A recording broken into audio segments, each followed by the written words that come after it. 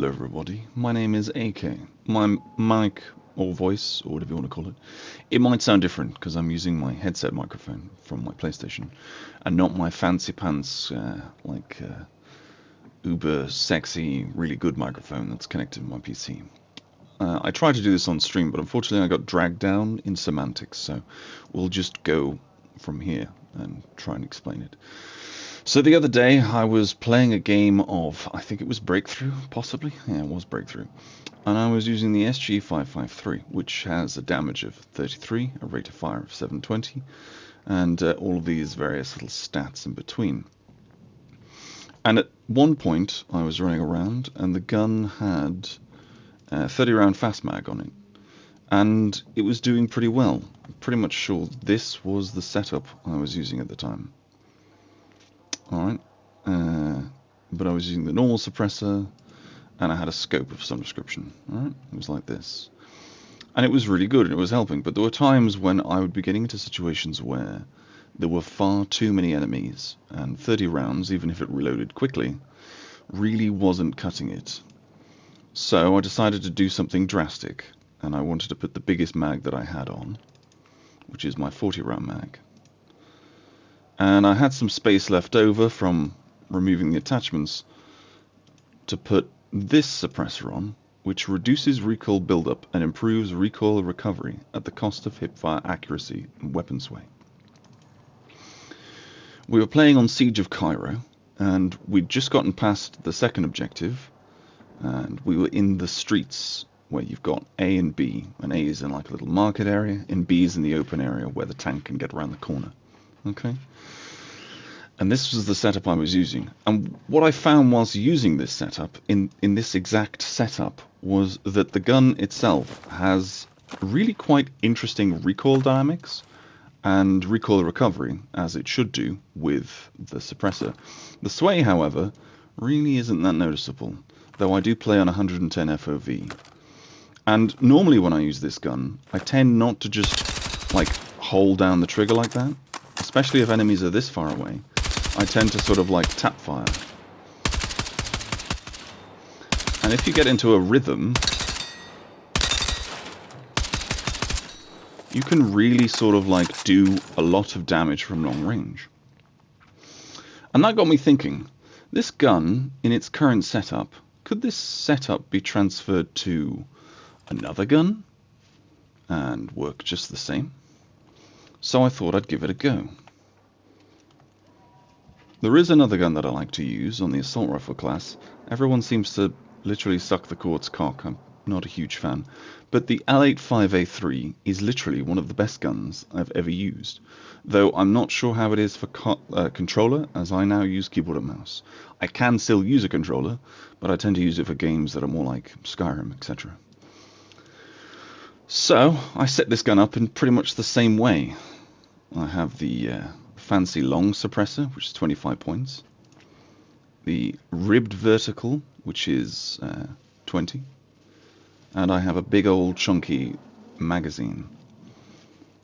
And I'm saving up for the light barrel because I have the light barrel in the SSG, and it just helps with that moving speed whilst aiming. And also the other reason as well is most of these ribbed verticals moderately reduce recoil at the cost of aim down sight's accuracy while moving. Now that's all well and good, but if you're strafing from side to side, that counts as aim down sight movement and aiming. So the short barrel, or sorry, the light barrel would really help with that. So I've been trying to incorporate the light barrel into all of these setups as much as possible. Although I didn't use it on the cord, and the reason for that is just to increase the cord's precision, because the precision stat is, it sort of tells the game how quickly your gun enters some sort of bloom, and the accuracy goes down.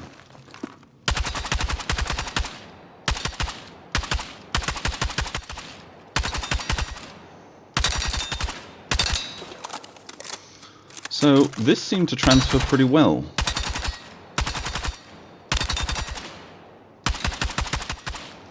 So I wonder what other guns this would transfer over to, because the problem is, as well, with this particular grip, even though it reduces recoil moderately, That's only like 25% vertical, 25% horizontal. Some of these grips do that a lot more, and some of them do one more than the other. The downside is, this is one of the best vertical foregrips that you can get, aside from this, because this doesn't actually have any negatives. Yes, it lowers your precision and your control, but it increases your mobility and adds a flat sort of, I think it's 10% to vertical and horizontal across the board, whereas this is like between like 12 and 15%, depending on whatever gun you're using. And the only other option that's a 20 is the folding stubby, and the folding stubby only really increases your ADS speed. That's the only real benefit.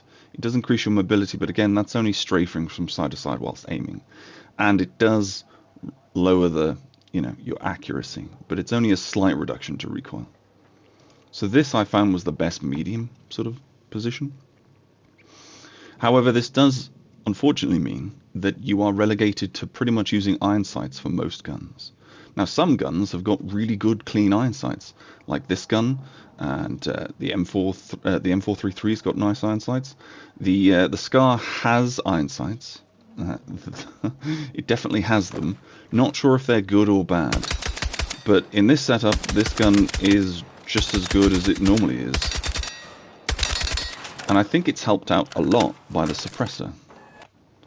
I'm not sure if I have the 25. No, I don't have it yet. This one, which reduces recoil buildup. But I have noticed that sometimes a suppressor, like the 30 cost suppressor, will say that it reduces recoil buildup as well. So I'm not really sure. But for most of these guns, I tend to either use the heavy, if I want to increase precision, or the light, because I want to counteract this. But this setup works pretty well. If you don't really like using like iron sights for these guns, you could take off like, I don't know, the rail cover, and then you have access to pretty much all sights apart from variable zooms or thermals. I would get into how I think some of these are far too overpriced. In fact, I will. I'm going to briefly touch on this because it annoys me. So here we have a sniper rifle. We have my PSR scope. All right, this is one of my favorite snipers. I have it at level 61. I love this gun. I love this gun because I can aim it at somebody and aim ever so slightly above their head and pull the trigger, and they will be deleted from the game world. I don't like aiming at someone's head directly and pulling the trigger unless they're within about 100 meters. I kind of feel like if you're using a sniper rifle, anything past 100 meters, you should have to aim above their head. You shouldn't just look at them, wink at them, and then shoot them in the face. But anyway, we have a 10 times scope, and over here we have the anti-glare coating. But if we go over here, we could put this on, which is an adjustable magnification and lowers it to a 4 times zoom. Overall, this combination is worth 20.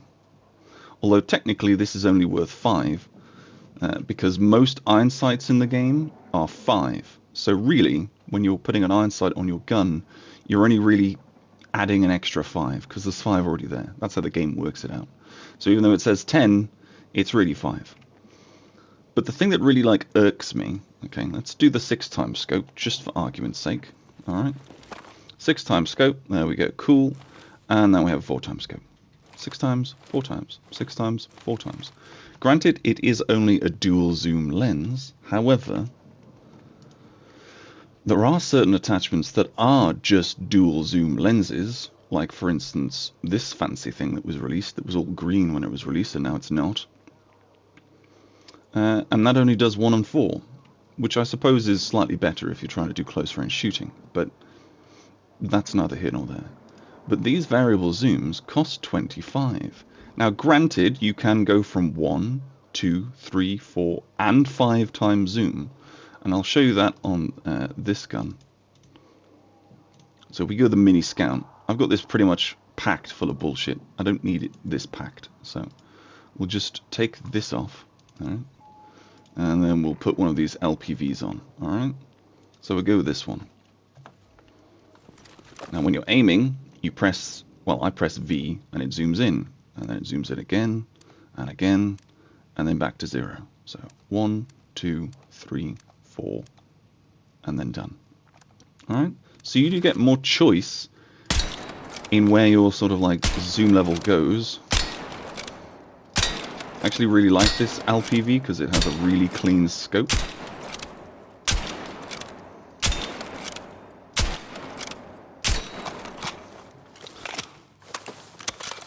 But why does the LPV cost? Why does the LPV cost 25 when a normal sniper scope, a 6x scope with a variable zoom, costs 20? That's one of the few things that really like makes no sense to me in like a genuine basis.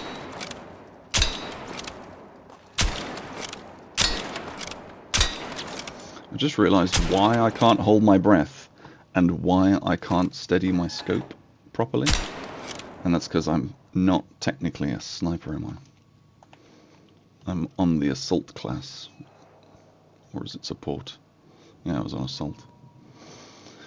So that's really the only thing that sort of irks me to a degree about the scopes. Why is one more than the other? But that's not really what we're here for. What we're here for is to discuss this particular setup for guns. I think this setup is the best setup. I've put it on pretty much every gun that I own. Every gun. Even the TR7. And the TR7 is very difficult to control the recoil for.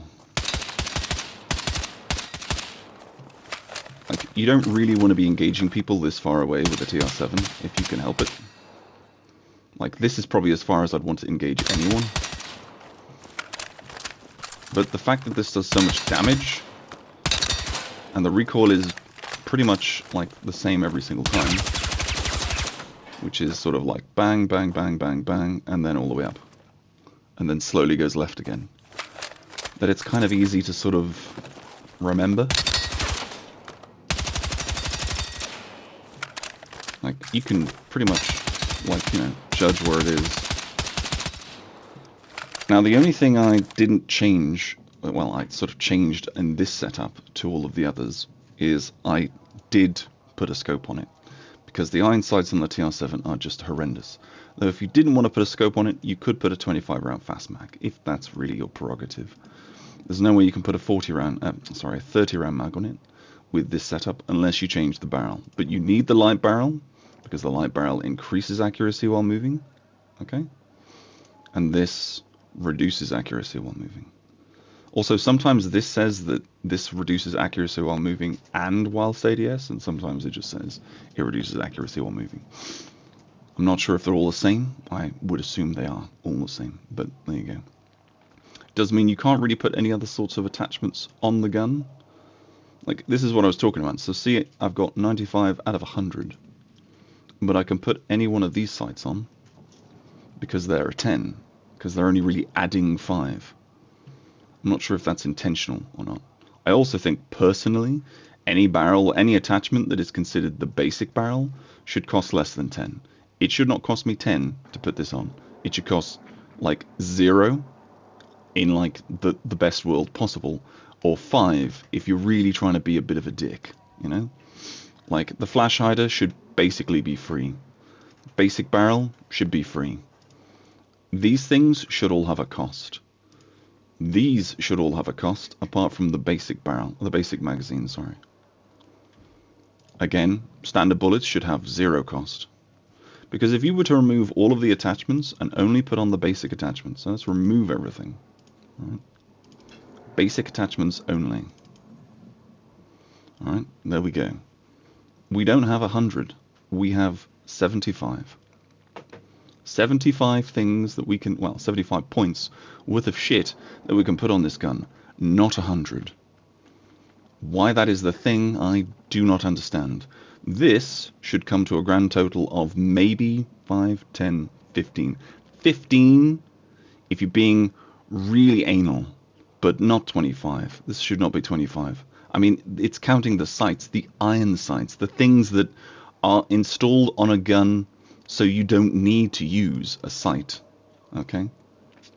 And personally, okay, if they're going to make you charge even 5 for iron sights, I should be able to unlock the iron sights of any gun that uses a Picatinny rail and put them on, because that's how they're attached, with Picatinny rail brackets. They're not even proper iron sights, they're aftermarket sights. But anyway, I digress. Dice need to change this, so basic attachments.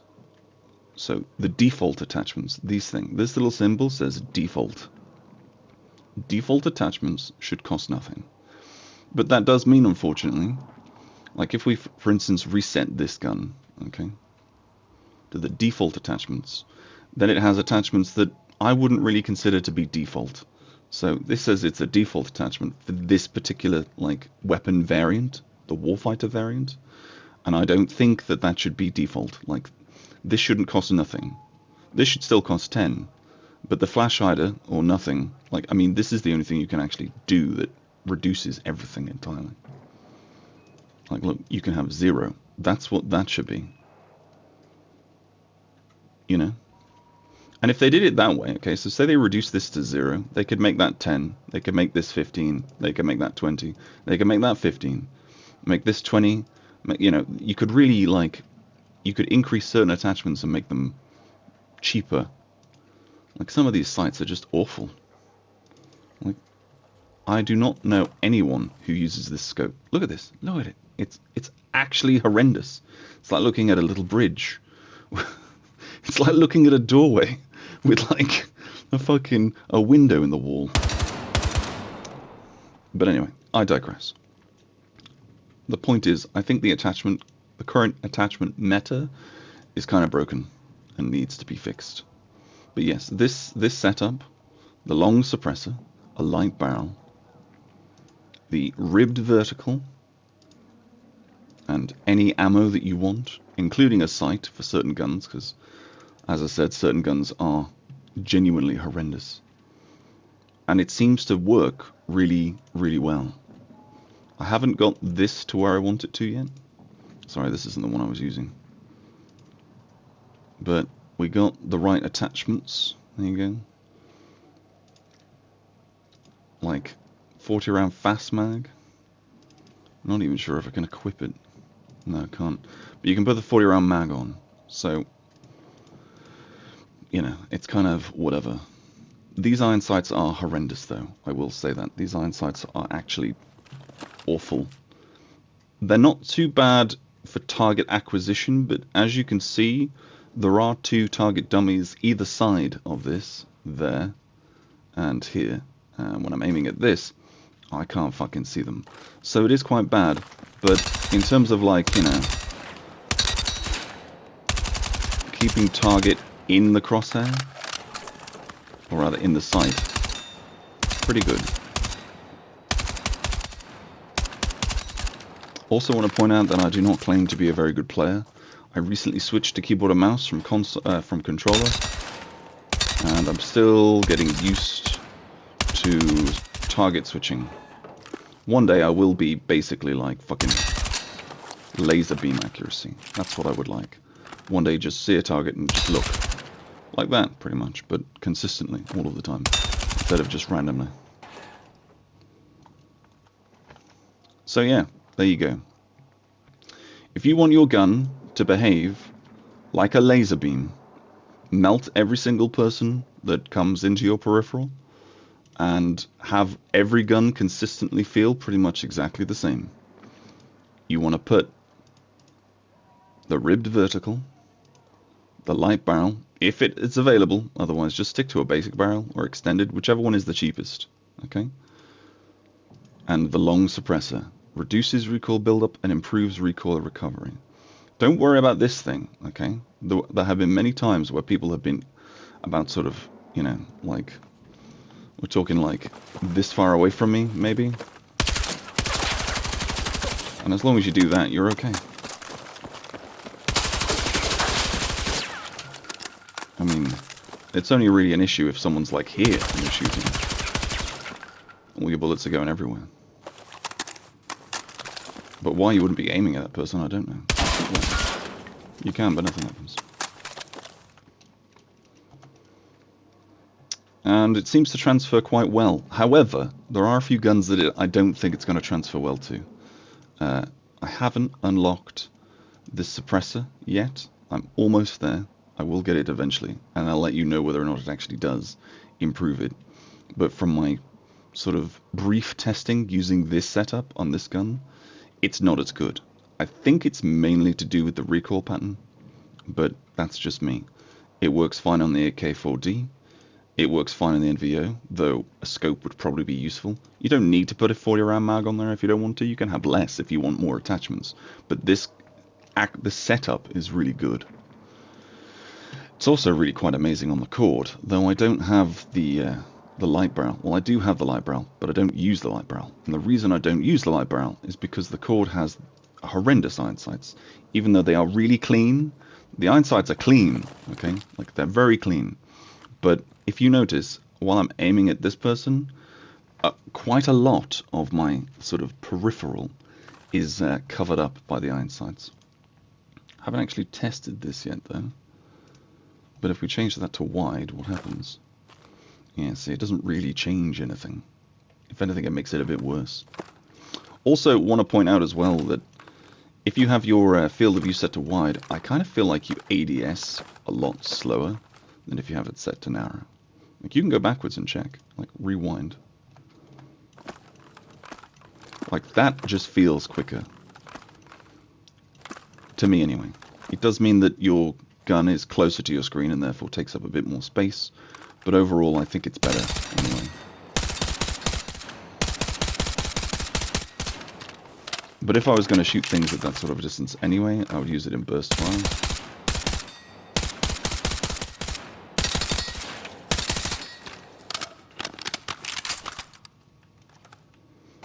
So there you go.